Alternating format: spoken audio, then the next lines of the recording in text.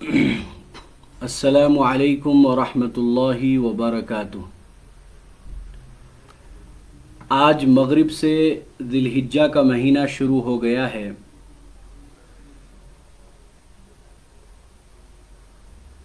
آج مغرب سے ذی الحجہ کا مہینہ شروع ہو گیا ہے اور اس مہینے کی بڑی اہمیت اور فضیلت آئی ہے، خاص کر کے ذی الحجہ کے شروع کے 10 دنوں کی بڑی اہمیت آئی ہے۔ ایک استحبابی حکم میں آپ حضرات کے سامنے عرض کر دوں کہ ذی الحجہ کا چاند جب ہو جاتا ہے تو قربانی کرنے تک ان 10 دنوں میں اپنے بدن کا بال اور ناخن نہ کاٹنا یہ مستحب ہے، بہتر ہے، اور یہ اس شخص کے لیے ہے جس کی نیت قربانی کرنے کی ہو، یعنی جس کے اوپر قربانی واجب ہے اس شخص کے لیے مستحب اور بہتر ہے کہ وہ ان 10 دنوں تک قربانی نہ کرنے تک اپنے بدن کے کسی بھی حصے کا بال اور ناخن نہ کاٹے۔ جب قربانی کر لے اس کے بعد بال اور ناخن کاٹ سکتے ہیں۔ چنانچہ یہ حدیث ہے اللہ کے نبی صلی اللہ علیہ وسلم کی، عن ام سلمۃ ان النبی صلی اللہ علیہ وسلم قال اذا رأيتم هلال ذي الحجة وأراد احدكم ان يضحي فليمسك عن شعره واظفاره۔ یہ مسلم شریف کی روایت ہے، روایت نمبر ہے 5234۔ اس کا ترجمہ یہ ہے کہ ام سلمہ رضی اللہ عنہا فرماتی ہیں کہ رسول اللہ صلی اللہ علیہ وسلم نے ارشاد فرمایا، جب تم ماہ ذی الحجہ کا چاند دیکھ لو اور تم میں سے کسی کا قربانی کرنے کا ارادہ ہو تو اسے چاہیے کہ وہ جانور ذبح کرنے تک نہ اپنے جسم کے بال کاٹے اور نہ ہی ناخن تراشے۔ یاد رکھنا چاہیے کہ یہ حکم استحبابی ہے، فرض واجب نہیں ہے، یعنی کہ اگر کوئی ان 10 دنوں میں بال یا ناخن کاٹ لے تو وہ گنہگار نہیں ہوگا، البتہ بہتر ہے کہ ان 10 دنوں تک بال اور ناخن نہ کاٹے۔ اور اسی طرح یہ حکم اس شخص کے لیے ہے جس کی نیت قربانی کرنے کی ہو، اور جس کی نیت قربانی کرنے کی نہیں ہے، جس کے اوپر قربانی واجب نہیں ہے، تو وہ اس حکم میں داخل نہیں، یعنی کہ وہ اپنا بال اور ناخن کاٹ سکتا ہے۔ اسی طریقے سے اس حکم میں مرد کے ساتھ ساتھ مستورات بھی داخل ہے، یعنی کہ جس طرح مرد اپنے بال و ناخن کو نہ کاٹے، ایسے ہی مستورات اگر قربانی کرنے کی نیت رکھتی ہے تو وہ بھی اپنے بال اور ناخن کو نہ کاٹے 10 دنوں تک۔ یہاں ایک مسئلہ میں عرض کر دوں، اس کو سمجھنا چاہیے کہ اگر کسی کا بغل کا بال یا زیر ناف یا ناخن کاٹے ہوئے 40 دن ہو رہا ہے، 40 دن سے اوپر ہو گیا ہے، تو اب اس کے لیے یہ حکم نہیں ہے کہ وہ 10 دنوں تک ٹھہرا رہے، بلکہ اسے چاہیے کہ وہ فوراً اپنے بال وغیرہ کو صاف کر لے، زیر ناف ہے، بغل کا بال ہے، صاف کر لے۔ اسی طرح مونچھ ہے مردوں کے لیے، اگر زیادہ لمبا ہو رہا ہے، 40 دن سے اوپر ہو رہا ہے، یا خط ہے 40 دن سے اوپر ہو رہا ہے، تو وہ اس کو ملا سکتا ہے، صاف کر سکتا ہے۔ یہ اس صورت میں ہے جبکہ 40 دن سے پہلے ہم نے صاف کر لیا ہو اور ذی الحجہ کا عشرہ شروع ہو گیا ہو، تو پھر ایسی صورت میں ان 10 دنوں تک ہم اپنے بدن کا بال و ناخن وغیرہ نہ کاٹے، یہ افضل اور بہتر ہے۔ بہرحال یہ ذی الحجہ کے شروع کے 10 دن نہایت ہی اہمیت اور فضیلت کے حامل ہے۔ آپ اندازہ لگائیں، اللہ تعالیٰ نے ان 10 دنوں کی قسم اٹھائی ہے، والفجر ولیال عشر۔ یہ ولیال عشر جو کہا ہے، مفسرین لکھتے ہیں کہ اس سے مراد ذی الحجہ کا 10 دن ہے، ذی الحجہ کی 10 راتیں ہیں۔ چنانچہ ایک روایت میں ہے، اللہ کے نبی صلی اللہ علیہ وسلم کا فرمان ہے، ما من ایام العمل الصالح فیہا احب الی اللہ من هذه الایام کہ ذی الحجہ کے شروع کے 10 دنوں میں کیا جانے والا ہر نیک عمل اللہ کو اتنا محبوب ہے کہ جو عمل دوسرے دنوں میں اللہ کو اتنا محبوب نہیں. یعنی ان 10 دنوں میں کیا جانے والا نیک عمل اللہ کو بہت زیادہ محبوب ہے. اسی طرح ایک اور روایت ہے، ما من ایام احب الی اللہ ان یتعبد له فیہا من 10 ذی الحجہ یعدل صیام کل یوم منہا بصیام سنۃ وقیام کل لیلۃ منہا بقیام لیلۃ القدر، کہ ذی الحجہ کے شروع کے 10 دنوں میں سے ہر دن کا روزہ، یعنی شروع کے 9 دن، 10ویں ذی الحجہ کو تو قربانی ہے، قربانی کے دن تو روزہ نہیں رکھیں گے، البتہ شروع کے 9 دنوں میں سے ہر دن کا روزہ 1 سال کے روزے کے برابر ثواب رکھتا ہے. اور اسی طریقے سے ہر رات کا جاگنا شب قدر کے جاگنے کے برابر ہے. اس حدیث شریف میں ان 10 دنوں کی فضیلت بتلائی گئی ہے. تو اس لیے ہمیں چاہیے کہ ہم ان 10 دنوں کی قدردانی کریں، اور اگر ہو سکے ہم سے تو راتوں کو جاگے عبادت کرے، اور ایسے ہی اگر ہو سکے تو ان 9 دنوں میں سے، یعنی قربانی سے پہلے جو 9 دن ہیں، ان 9 دنوں میں سے بہتر ہے کہ پورے 9 دن ہی روزہ رکھے، اور اگر نہیں تو کم سے کم ہم 1 دن تو ضرور روزہ رکھے، تاکہ ہمیں بھی یہ فضیلت ملے کہ ان 9 دنوں میں سے ہر دن کا روزہ، کسی بھی دن روزہ رکھیں گے تو اس روزے کا ثواب پورے 1 سال کے روزے کے برابر ہمیں ملے گا. تو کتنی بڑی فضیلت ہے. بس اللہ تعالی ہمیں ان 10 دنوں کی اہمیت اور فضیلت سمجھنے کی توفیق عطا فرمائے.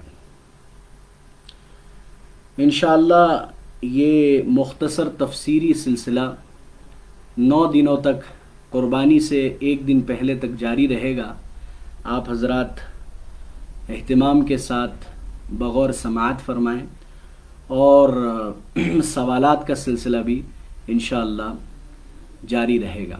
چنانچہ آج چند سوالات آئے ہیں، میں آپ حضرات کے سامنے عرض کر دوں.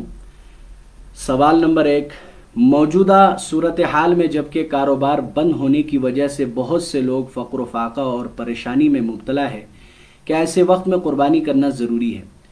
دیکھیے، اگر کسی کے اوپر قربانی واجب ہے، یعنی اگر کوئی شخص صاحب نصاب ہے، مالک نصاب ہے، تو وہ ایسے حالات میں بھی قربانی کرے گا. اس کے اوپر قربانی کرنا ضروری ہے، کیونکہ جس طرح نماز فرض ہے ایسی قربانی بھی واجب ہے. اللہ نے قرآن میں فرمایا فَصَلِّ لِرَبِّكَ وَانْحَرْ، اللہ کے لیے نماز پڑھو، اور اس کے بعد فرمایا قربانی کرو. تو قربانی جو ہے یہ واجب ہے ہر اس شخص پر جو مالک نصاب ہو، صاحب نصاب ہو، اس کے اوپر قربانی واجب ہے. لہذا ہم قربانی نہ کر کے یہ سوچیں کہ اس کے پیسے کو ہم غریبوں میں صدقہ و خیرات کر دیں تو اس کے ذریعے ہمارا قربانی کا فریضہ ادا نہیں ہوگا. البتہ ہاں، اگر ہم ہر سال واجب قربانی کے ساتھ ساتھ نفلی قربانی بھی کرتے ہیں تو اس سال ہم نفلی قربانی کی جگہ اس کے پیسے کو ہم غریبوں میں صدقہ و خیرات کر دیں تو یہ بہتر رہے گا. لیکن واجب قربانی کو چھوڑ کر اس کے پیسے کو ہم صدقہ و خیرات کریں تو اس سے ہمارا قربانی کا فریضہ ادا نہیں ہوگا. واجب قربانی تو بہرحال ادا کرنا پڑے گا. اسی طریقے سے ہم ہر سال جو ہے موٹا تگڑا جانور، قیمتی جانور قربانی کرتے ہیں، تو اس سال ہم مناسب قیمت والا جانور کی قربانی کر لیں، اور اس سے جو بچا ہوا پیسہ ہے اس کو ہم غریبوں میں صدقہ و خیرات کر دیں تو یہ بھی بہتر ہے، افضل ہے. لیکن واجب قربانی بہرحال ادا کرنا ہے. جس کے اوپر قربانی واجب ہے وہ قربانی ضرور کریں گے. ایک سوال اور آیا، ایک شخص مالک نصاب تو ہے لیکن اس کے پاس ہاتھ میں پیسہ نہیں ہے، تو کیا وہ قرض لے کر قربانی کر سکتا ہے؟ جی ہاں، بالکل وہ قرض لے کر قربانی کرے گا. مالک نصاب ہے، سونا چاندی کی شکل میں مال ہے یا مال تجارت کی شکل میں مال ہے، لیکن کیش نہیں ہے، تو واجب تو ہے اس کے اوپر قربانی، لیکن پیسہ نہیں ہے تو اسے چاہیے کہ وہ قرض لے کر ہی قربانی کرے. یہ جائز ہے. قربانی کس کے نام سے کرنا چاہیے؟ اپنے نام سے یا گھر کے جو بڑے بزرگ ہیں ان کے نام سے؟ دیکھیے، یہ بہت سے لوگ یہ سوال کرتے ہیں، اس کو سمجھنا چاہیے کہ جس شخص پر قربانی واجب ہے وہ اپنے نام سے کریں گے ہر سال. مثال کے طور پہ گھر میں باپ جو ہے مالک نصاب ہے، ان کے پاس 52.5 تولہ چاندی کے بقدر مال ہے، تو ان کے اوپر زکوٰۃ بھی واجب ہے، قربانی بھی واجب ہے۔ تو باپ جو ہے اپنے نام سے ہر سال قربانی کریں گے۔ ایسے ہی گھر میں اگر بیوی کے پاس زیورات ہے، سونا چاندی ہے یا کیش ہے جو نصاب کو پہنچ رہا ہو، تو بیوی کے اوپر الگ قربانی واجب ہے، تو وہ بھی قربانی کرے گی۔ گھر میں جتنے صاحب نصاب ہے ہر ایک پر قربانی واجب ہوگا۔ اولاد کے پاس اتنا پیسہ نہیں ہے کہ وہ قربانی کر سکے، یعنی مالک نصاب نہیں ہے، تو ان کے اوپر واجب نہیں ہے، تو ان کے نام سے نہیں ہوگا۔ گھر میں جو مالک نصاب ہے ان کے نام سے قربانی ہوگا۔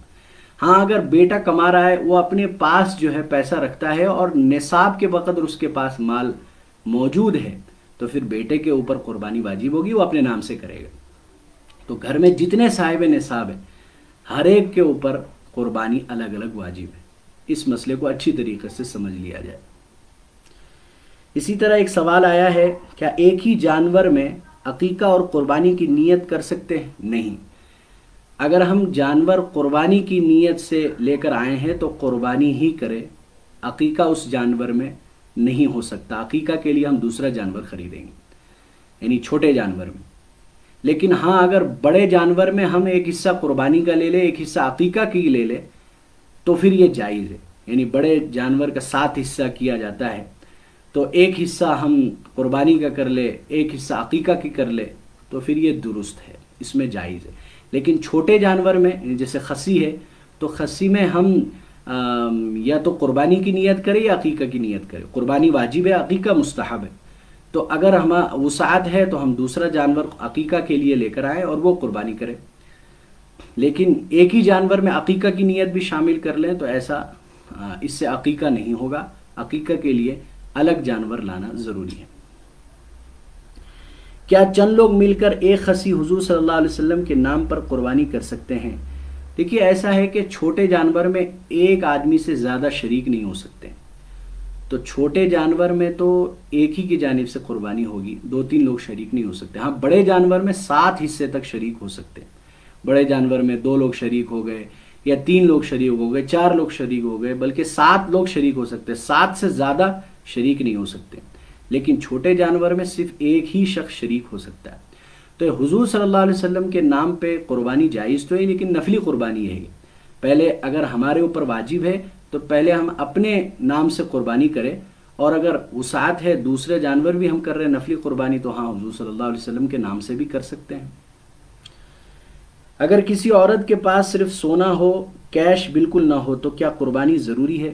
دیکھیے اگر کسی عورت کے پاس صرف سونا ہی سونا ہے، چاندی بھی نہیں ہے، کیش بھی نہیں ہے، تو سونا 7.5 تولہ پہنچنا چاہیے۔ یعنی 7.5 تولہ سونا اگر ہے اس کے پاس، تبھی اس کے اوپر قربانی واجب ہے۔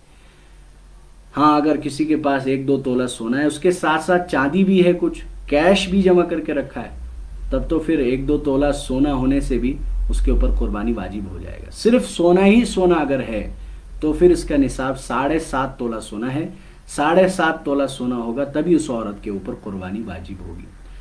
بہرحال یہ چند سوالات تھے جو آپ حضرات کے سامنے رکھ دیے گئے۔ اسی طریقے سے بس مختصر سا انشاءاللہ 9 دنوں تک یہ تفسیری سلسلہ اور سوال و جواب کا سلسلہ جاری رہے گا انشاءاللہ۔ آپ حضرات سے بھی درخواست ہے، اگر آپ حضرات کو سوالات کرنے ہو قربانی کے سلسلے میں تو آپ کمنٹ میں اپنا سوال رکھ سکتے ہیں، اور اگر پرسنل کوئی سوال ہو جو آپ نہیں چاہتے کہ عوام کے سامنے رکھا جائے تو آپ مجھے پرسنل میسج بھی کر سکتے ہیں، میسنجر میں یا واٹس ایپ میں، انشاءاللہ آپ کے سوالات کا جوابات دیا جائے گا۔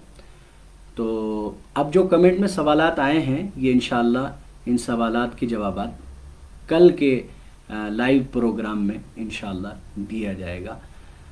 اللہ تعالی ہمیں ان مسائل کو سمجھ کر عمل کی توفیق نصیب فرمائے، آمین۔ السلام علیکم ورحمۃ اللہ وبرکاتہ۔